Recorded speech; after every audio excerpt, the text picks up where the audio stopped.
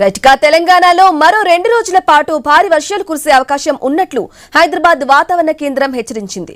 ఇవాళ రేపు కొన్ని జిల్లాల్లో భారీ వర్షాలు కురుస్తాయని పేర్కొంది. ఈ మేరకు ఎల్లో అలర్ట్ జారీ చేసింది.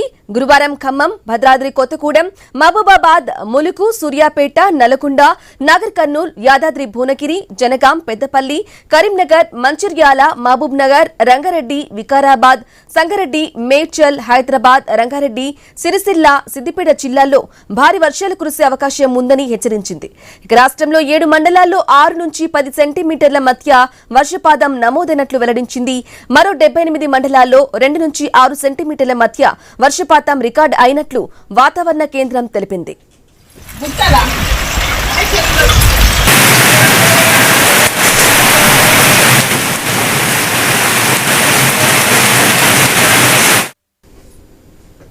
ఇక సంగారెడ్డి జిల్లా పటాన్చెరులో భారీ వర్షం కురిసింది. దీంతో రోడ్లు జలమయమయ్యాయి. 65 జాతీయ రహదారిపై పలు చోట్ల వాహనాల రాకపోకలకు తీవ్ర అంతరాయం ఏర్పడింది.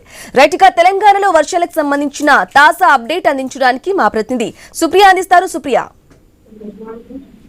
బ్రాహ్మణి గత 2 రోజుల నుంచి చూస్తే అయితే తెలంగాణలో భారీ వర్షాలు కురుస్తున్నాయని చెప్పాలి. అయితే తెలంగాణ ఓవరాల్ గా హైదరాబాద్ తో పాటు అన్ని జిల్లాల్లో కూడా వర్షాలు పడుతున్నాయి. ఇంకా రానున్న 2 రోజులు ఇదే భారీ వర్షాలు పడతాయి అని చెప్పి అయితే వాతావరణ శాఖ అయితే ఎల్లో అలర్ట్ జారీ చేసింది. అయితే ఉదయం సమయంలో చూస్తే మనకు కొంచెము ఉడకపోతున్నప్పటికీ కూడా మధ్యాహ్నము సుమారుగా ఒక 3 గంటల నుంచి లేదా సాయంత్రం 4 గంటల నుంచి అయితే వర్షాలు కురుస్తున్నాయి. అయితే ఇప్పుడు ఈ రోజు రేపు కూడా తెలంగాణలో అన్ని జిల్లాలో అయితే భారీ వర్షాలు పడుతున్నట్టు కూడా వాతావరణ కేంద్రం అయితే హెచ్చరించింది. ఉరుములు, మెరుపులు, ఎదురు గాలులతో వర్షాలు పడే సూచనలు ఉన్నాయని కూడా తెలిపింది. ఇంకా తెలంగాణలో కొన్ని ప్రాంతాల్లో చూస్తే అయితే మనము హైదరాబాద్, మేడ్చల్, మల్కాజ్గిరి, వికారాబాద్, సంగారెడ్డి, మెదక్, కామారెడ్డి, నాగర్ కర్నూల్, జోగులాంబ, గద్వాల జిల్లాల్లో అయితే భారీ వర్షాలు కురిసే ఛాన్స్ ఉందని చెప్పింది. అయితే ఈ భారీ వర్షాలకి కూడా చూస్తే అయితే మనకు నగరంలో అయితే మొత్తము రోడ్ల పైన ఎక్కడ చూసినా మనకు నీళ్ళు నిలిచి ఉంటున్నాయి. ఇంకా లోతట్టు ప్రాంతాలు కూడా జలమయం అవుతున్నాయి. కాబట్టి అత్యవసరం ఉంటేనే బయటికి రావాలని చెప్పి కూడా వాతావరణ శాఖ అయితే హెచ్చరిస్తుంది. ఇంకా ముఖ్యంగా చూస్తే అయితే ప్రతి వర్షాకాలంలో మనకు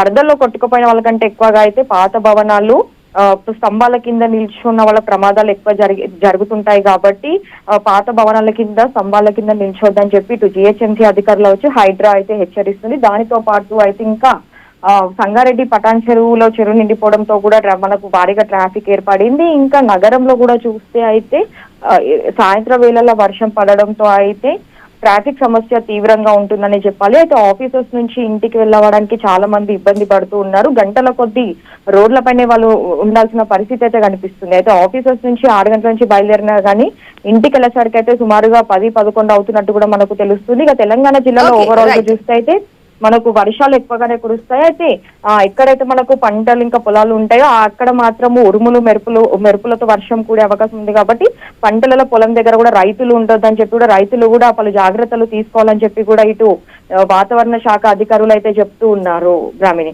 right Supriya, thank you for the updates.